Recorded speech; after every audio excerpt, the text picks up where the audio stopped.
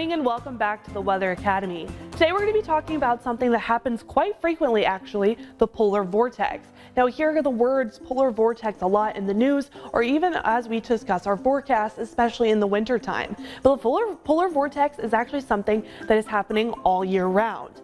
It is an area of low pressure that has parked itself up on the North Pole and has air moving in a counterclockwise direction.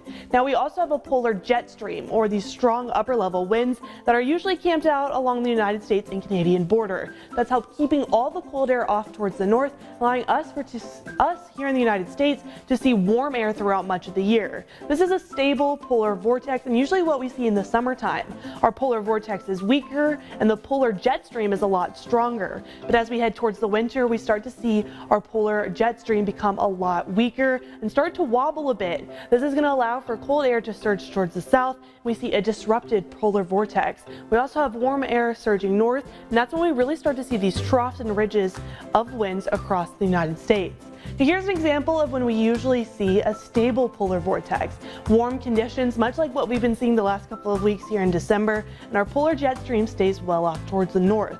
But if we start to see that become disrupted and the jet stream sinks south, this Arctic blast of cold air will be making its way into the region and even stretch as low as down into Texas and Louisiana, dropping temperatures across much of the south.